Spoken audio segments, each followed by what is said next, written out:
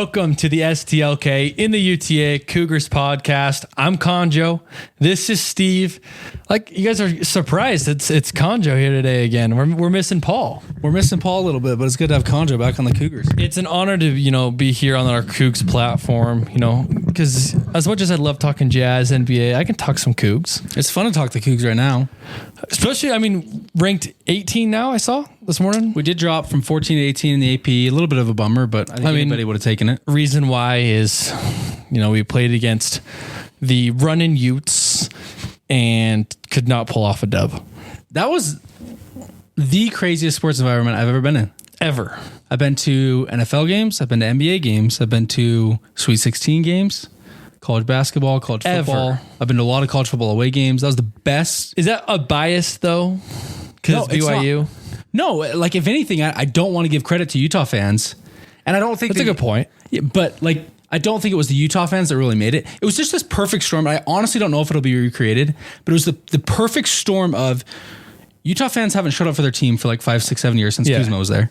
They put the curtains up in the upper bowl because they can't sell any tickets. But Utah's a decent, formidable team this year. And so I think it got their fan base excited enough. They have a couple of local guys that have played really well, which I think helps with the hype. They have a lot of size. They have 2 7-footers, plus the Kita guy that's just a freak athlete. Yeah. They have Gabe Madsen, who's a crazy good athlete. Shot lights out. He shot lights out. And then that's the Utah side of it, combined with the fact that BYU was a top 15 team. Yep. Number 2 in the net, top 5 in the Ken Pom, something like that. And so all the BYU fans are excited. We went up to the Delta Center and showed out like we talked about last week. And then it was all over Twitter and whatnot, the message boards. Hey, I heard they didn't sell lowerable tickets to BYU fans. No, yeah. It was just, but the entire ribbon, the whole upper bowl was just all blue. The whole upper bowl was blue. I sat in the lower bowl next to the student section, and there was a good amount of blue scattered throughout, but I would say 60% Utah fans, 40% BYU fans. So it was just this crazy mix that I've never seen before, that even of teams. Because I've been to Seahawks games, and it's the craziest thing on the planet. I stand up the whole game. It's that kind of environment. See, I watched it from my couch. It wasn't the same. It was crazy, and I have not experienced the 12th man in 12th Seattle. Man sweet. I bet it's sweet, but it's basketball, so it's tighter, right? It's indoor. Yes. It's I think it's there's not as many people, but the sound reverberates. It's louder. I was right next to the student section. We stood the whole game too. We were behind the band or whatever.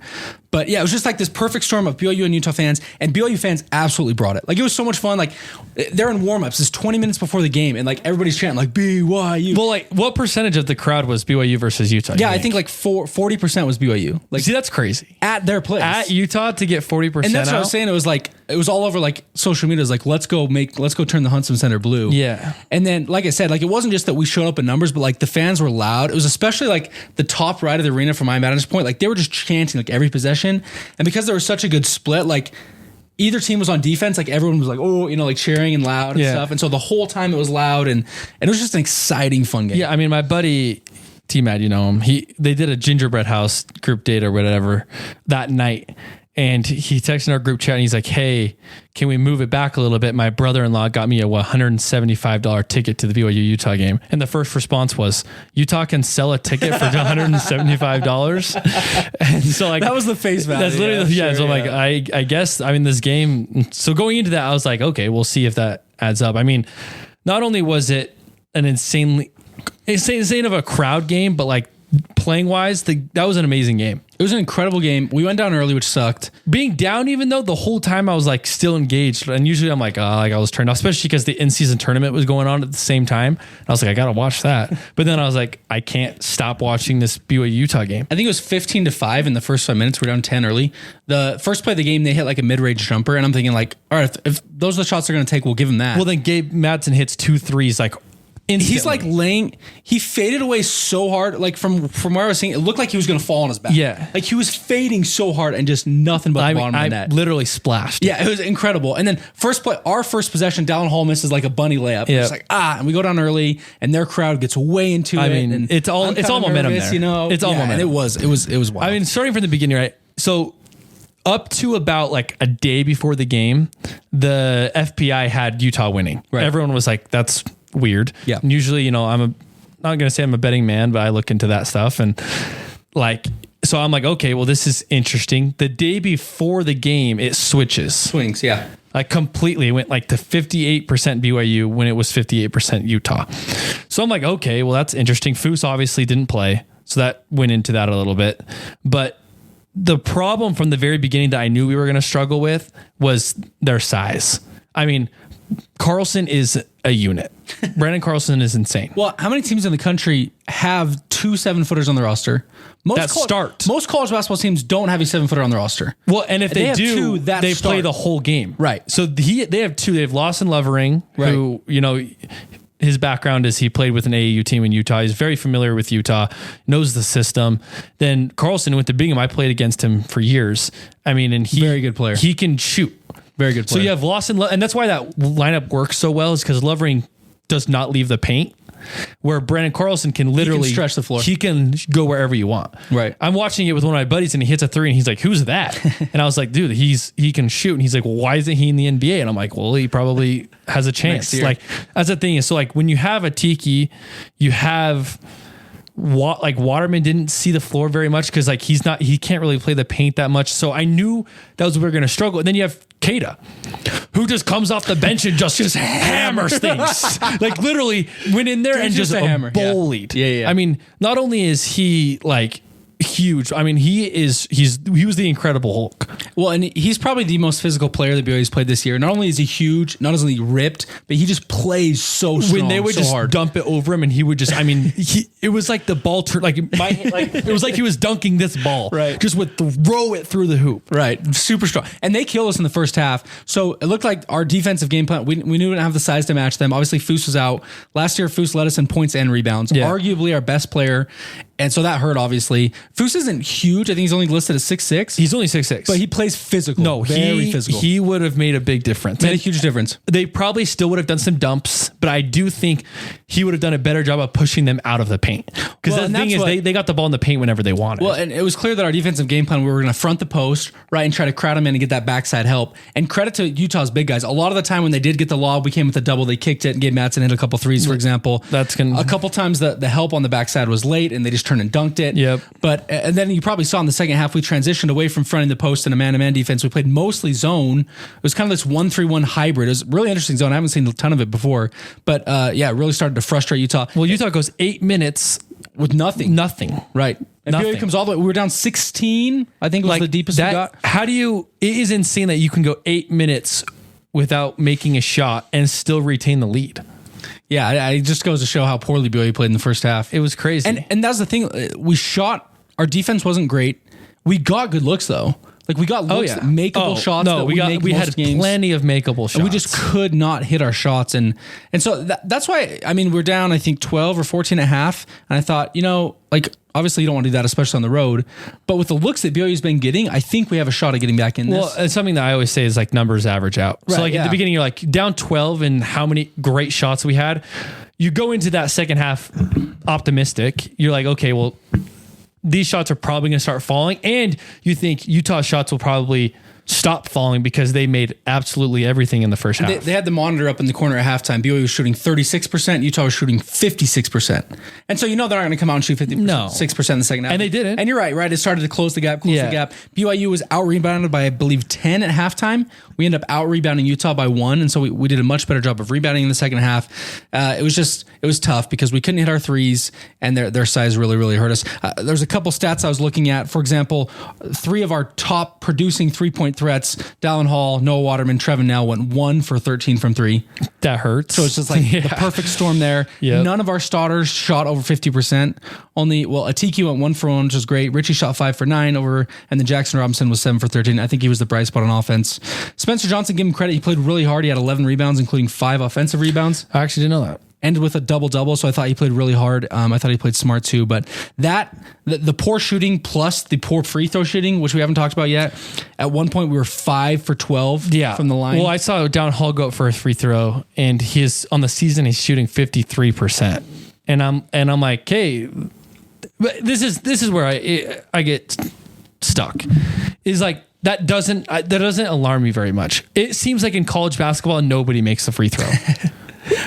Why? I think the average, I looked this up a couple weeks ago.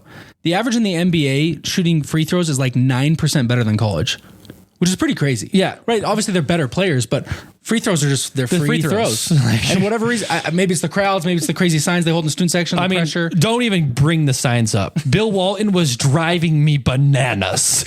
I did not have the privilege to hear Bill on the call. There was this like psychedelic circle that like, you would spin this way, spin the other way, and it was Bill Walton's face in the middle. And he brought it up every 5 minutes. Literally every 2 seconds. He's like, well, it was probably because of the sign. Or would just bring up the sign for no reason. And it was driving me insane. I can't listen to him talk.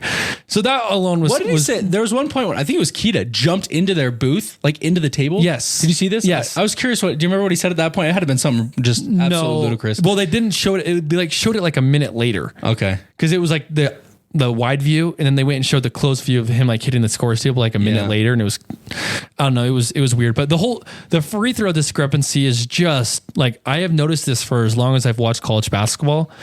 It is just different. Like for some reason, it just doesn't go in college. I don't know why. Pressure. It was loud. There's a lot on the line. It felt like.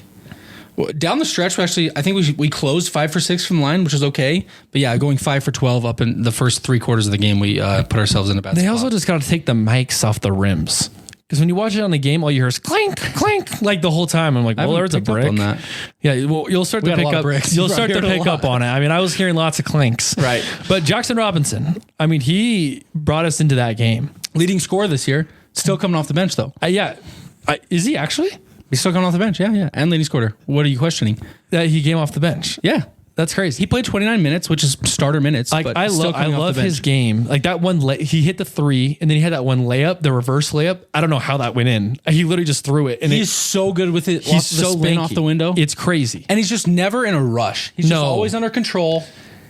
He doesn't seem fast or quick, but he gets to his spots and he hits his shots. So I want to do a quick scouting report as if I was an NBA scout on Jaxson Robinson. And, I was looking into this. He's 6'7". 6'7". That's good size for a guard. Great size. He's 190. I mean, he's pretty lanky, but his arms are extremely long. Has an insane wingspan. He's shooting about 43% from 3 right now, which is top 50 in the country. Off of like 5 or 6 attempts, which is per game. Hard to do. Yeah. Volume shooter and had a high clip. Yeah. And he's just extremely athletic. We've seen him dunk. It just takes literally one step and he just can tomahawk it. He doesn't look like a lot of the other guys on BYU's roster. No. Like when he goes up for dunk, it looks different. It looks way different. Very athletic. Yeah. And he's honestly really composed as well. Like when he makes a 3, you don't see him yell. You don't see him like do anything. He just kind of like walks off. Like, yeah, just kind of like that. Have you noticed swag. That? Yeah. He literally just walks off as if nothing happened. And he just is calm and collected. Well, what I call it slow man swag to Maggie. Like he's just so composed. He's so within himself.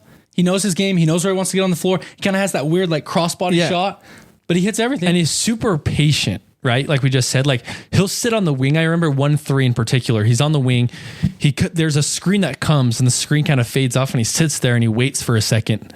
Waits till literally the defender puts his hand down even just a little bit, shoots it, splash. So I'm like, that exact kind of game. It reminded me, I was thinking, of NBA comparisons for him. And I thought of 2. One is an older player. One's a player in the league right now. The first one being Joe Johnson. They call him ISO Joe. Joe, but he loves kind of not necessarily the ISO, but he loves being in his own space because he'll either watch the defender put his hand down and shoot it and shoot very efficiently. And Joe Johnson actually shot 44% his senior year at Arkansas. Really? Jaxson Robinson played at Arkansas last season. There you go. Woo pig suey. There you go. There's a little like comparison there, but then he'll go and he'll take you off the dribble and go to the hoop. He can do a little Euro and lay it in. He can do the reverse layup. Like he likes kind of being on his own island and he thrives that way. And so I think that's a really good, comparison there. Also, Dorian Finney-Smith, he's on the Nets. He's shooting about 43% right now from 3 off of 5 or 6 attempts. So way more attempts than Joe Johnson. But he kind of just sits there. He never puts the ball down. Like Robinson never really puts the ball down. But Dorian Finney-Smith actually went undrafted. And he just played 7 seasons for the Mavs and then was traded to the Nets. He has found a place in the league. Great NBA career. A great NBA career off of undrafted. And I think Jaxson Robinson's probably in that similar situation. I don't know if scouts are looking at him directly right now, but I know for a fact if he just keeps doing what he's doing, he'll get G League time. He'll get some kind of two-way and be able to work and develop his game. But I do think his raw talent off the ISO, his ability to shoot the ball, drive, his calm and collectedness, I think that will get him far. And I think he's probably one of the better NBA scouts BYU has had in years. A few years. I would say so. Because Yoli, he was great, but he didn't have it for the NBA. And everyone kind of knew that. Other guys, as you've seen, don't get drafted. It just doesn't happen. Even Jake Toolson was our best guy to probably get drafted. Didn't even really make a step in. Right. And I do think Robinson actually has the raw talent and the look and the size. The size and the athleticism alone will get him a look. And I think how he is playing he's way more efficient right now than he started.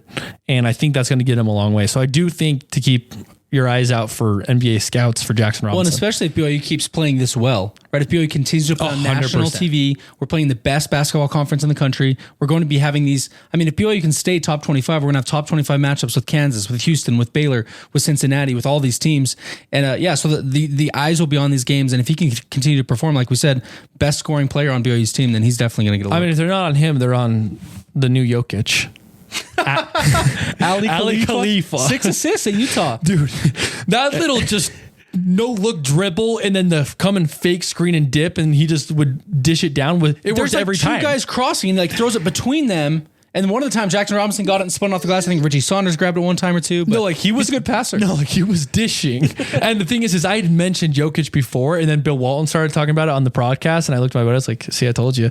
But it's just kind of as a joke, but it was so funny because he can't get up the court to save his life. His strides are the smallest strides I've ever seen for someone that size. And he struggled in one-on-one defense against their bigs. Oh, 100%. But that's the thing is he's an offensive player, but he'll just go. And the thing is it's okay for him to be slow because he just goes to the top of the key anyways, gets the ball, sits there, moves around, and then we'll just dish it. And that's it. Well, and he's got a decent shot. He's made a couple threes this year. He got fouled on a 3 near the end of the game. Well, I shouldn't say he got fouled. They called the foul on the 3 that he shot. He had the wherewithal to go down, and he had 2 of the 3 free throws. So I thought that was nice. Yeah, it was. I was loving it from Ali Khalifa Jokic. That was fun stuff. I did want to mention this one more thing, and then we can look forward for basketball. We had 9 assists under our average. BYU is one of the top assist to turnover ratio teams, as well as one of the top assist teams in the country.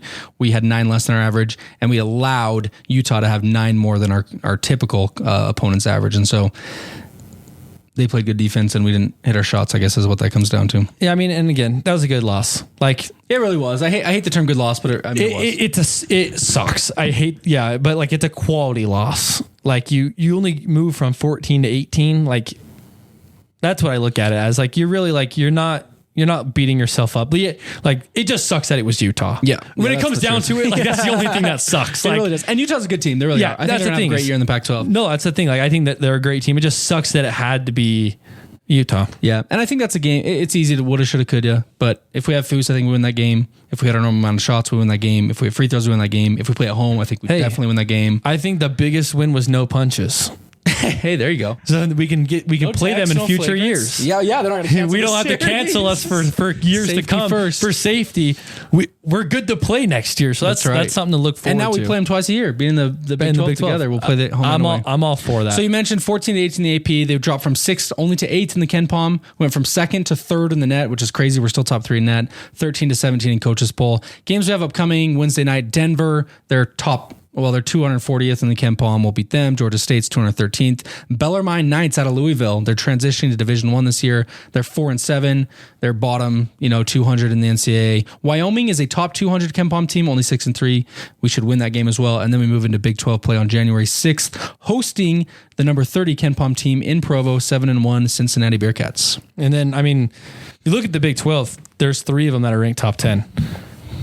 Arizona's number 1. Or I guess they're not Big 12 yet. Houston. Well, it depends on which poll you're looking at. Yeah, but Houston, and then you got Baylor, and then Kansas. You got Kansas. So I'm looking at Ken Palm. Houston's number 1. Baylor's number 7. BYU 8. Kansas 10. Iowa State 18, Oklahoma 19, and then as we mentioned, Cincinnati 30. I mean, that's wild. Impressive conference. Yeah. So for those following on the last pod, our last Cougar one, we did Steve Slate. Whenever we have a pod that's on a game day, we'll do Steve Slate, which is over-unders on about 5 or so different, lines on the game. And then we see how Steve did. People can follow along. It's fun. So we're going to follow up with that. We're going to see how you did. Got to stay accountable. Because if this is the jazz podcast and it's Conjo's card, this is 5 for 5. From what I've seen, you haven't hit 5 for 5 yet. So we'll see it. We'll see if you can follow my lead. First was Ben Humrichus, 15 points. He was on Evansville. Over. Yeah, from last week Evansville game, I went over 15 points. He's a top 100 scorer in the country. I thought he'd have a good night in Provo. He was 3 for 8. Only got up 8 shots. Wow. 3 for 8. He missed. He took 2 free throws and missed them both. Only scored 8 points. So I missed on that. So her 0 for 1. But that's a good miss, right? Because BYU played good D. I guess that's a good point. You can take that how you want. Evansville, 3-point percentage, 30%. You took the under. They were shooting 34%, I believe, coming into the game. They shot 5 for 29, 17.2%. So hit. That's 1 for 2. Then we went Trevin Nell, 2.5 threes, over. Top 50 3-point shooter in the nation. He went 3 for 5 from 3. Hit it. Wow. So we're 2 for 3. And then we went Spencer Johnson, 5 assists, over. This you should have taken the under. I honestly don't know the result, but this 5 assists was just too many. Paul kind of threw me a curveball here. He changed the line last minute. Spencer Johnson is top 20 in the country in assists per game. He is the oldest player in the country, as we know. Older than Jason Tatum. We did been in the NBA for 8 years. We did see the Cougar tail comparison. Yeah. I went over 5 assists. I was feeling really great. He only had 2 assists. Only got up 5 shots, scored 8 points. Quiet night for Spencer. Yeah. So, we're 2 for 4. This is where, 3 for 5 you can say is a win, but it's better than 50%. So we'll see how this goes. BYU rebound margin, plus 15. And you took the over. I took the over. And? Again, BYU, one of the top teams in the nation in rebound margin. We had a lot more size than them coming into the game. Kind of let it slip away at the end. We were actually plus 16 at one point. I was feeling good. We dropped to plus 13. I missed that one. So we went 2 for 5. Hey, you texted me and said 3 for 5. I don't know why I said that. I don't know exactly. You were what feeling happened. Excited. I was. You jumped the gun. First week I went 3 for 5, and I thought I was going 3 for 5 again. If you're above 50%, you're in the money. But this week I went back to 50%. So we'll have to see what happens next time. Yeah. Hey, we'll run it back next one. Couple football things. Before we wrap up. Tyler Batty, was that last week? Tyler Batty's back. Isaiah Banyal's back. Like I said, I think the fewer amount of guys we see with portal action, the better for BYU. I anticipate a lot of guys going to the portal. Portal's been open for over a week now. We've only seen, I believe, 5 or 6 names go in for BYU.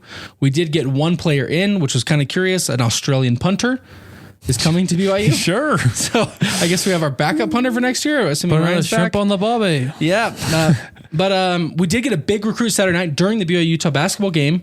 A kid named Encarnacio Tapo from Palo Alto High School there in the Bay Area. He's a 3-star recruit, 6'6", 290, great size out of high school. Yeah, he's an offensive tackle. He has an 86 rating. And he had offers from Arizona State, Utah, and Washington, who's about to be in the playoff. Yeah. And he chose the Cougars. Hey. Not only is he coming, but he also mentioned that he has a connection in the Bay Area that he's also really confident is going to come to BYU. Hard to say exactly who it might be, but there is one guy that BYU has been targeting, a defensive end out of Oakland, 6'4", 230, a 4-star kid. So if we could wrap him in, that'd be great as well. In terms of coaching, there's been a lot said about the offensive line. I had heard from multiple sources that Jeff Grimes was back, which really excited me. Nope.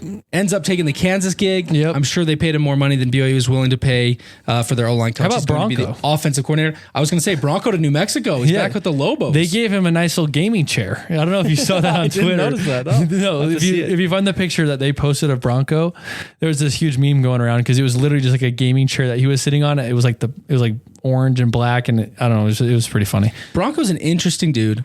I worked for the football team on Broncos last year, and before practices, Bronco would just he'd put his hat on, he'd put his head down, and he would just walk around the practice field at BYU.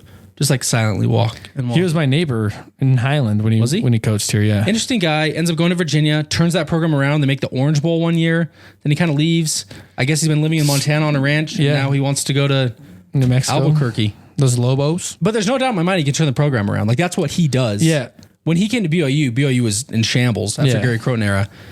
Virginia was one of the worst P5 teams for decades. He turned them around. So no doubt in my mind, he'll turn New Mexico around. He did take one staffer from BYU, the director of recruiting. His name's Pat Hickman, is going to go to New Mexico. Maybe a couple other staff guys end up in New Mexico. But anyway, good for Bronco. That's cool for him. I mean, sure, why not, right? Last thing I have on football is offensive line coach. Yeah, we mentioned it's not going to be Grimes. The name that I keep hearing from multiple sources, by the time the pod comes out, I think it'll be official, if it's not already. But TJ Woods from Georgia Southern, they do have a bowl game, so maybe they're waiting for the bowl game before they make it official. But he's a guy that coached at UNLV and Utah State in the past. More than anything, I'm hoping he's just a hard-nosed guy that comes in and lights a fire under these guys. Who knows what's going to happen with our O-line? Kingsley, I think, is gone. He's probably going to the NFL. Paul Miley is out of eligibility. Connor Pay, Braden Keim haven't announced whether they're coming back or not, so it'll be interesting to see. Yeah, I mean, I think I can see both ways. I mean, both are good prospects, good size. Yeah, like I think it'll be interesting to see our team next year. It's going to be really, really different. We thought this year was different. I think next year is going to be even more different. We're still hunting for our quarterback in the transfer portal. A couple guys that BYU targeting committed today and yesterday. There was one I was really sad about. Sam Levitt. Oh, out of Michigan State. He's going to Arkansas? He's going to Arizona State. You're right. There's another quarterback going to Arkansas, but I did see that. So this guy is cousins with Dallin Levitt. Former BYU player. He actually might be his brother. I think they are cousins. It might be his brother. And no, I think his brother's Connor Levitt, former BYU player as well, cousins with Dallin Levitt.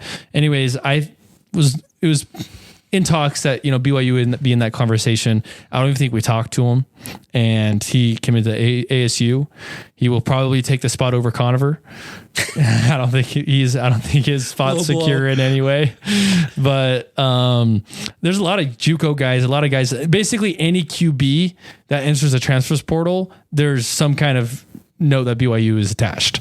So it is very apparent that we are going after QBs despite having Retzlaff still in our back pocket. It'll be interesting to see if Retzlaff enters the transfer portal. So you have to be done by January 2nd. So they have 3 weeks left. They have 3 weeks left. I did not know that. And so that's when the window closes. Now there may be another window in the spring. I don't recall exactly, but it'll be interesting to see because I think it's pretty obvious BYU is looking for a new quarterback. Yes. And so I'm surprised that Jake Retzlaff hasn't entered the portal yet to kind of test the waters and see what's out there. Waters. Yeah, it's gonna be a long off season. I'm bummed out we're not gonna be in a bowl. We'll have a early signing day this month, and then early February, obviously, is National Signing Day. So hopefully we can get some momentum on the recruiting trail, especially after this big guy coming in from Palo Alto, the 3-star. We'll see. Lots of good stuff. This has been a great pod, Steve. It's an honor to be on the Cougs line. It's great to have you here. It's fun. It's fun. We will be back next week, and kind of the same thing next Wednesday. This is going to be coming out tomorrow, which is going to be Tuesday, the 12th. More basketball games to look forward to. More stuff to come through. It's gonna be a fun week. So catch us next week for more Cougars content. I'm Conjo. This is Steve. This has been the STLK in the UTA Cougars podcast. We'll catch you next week.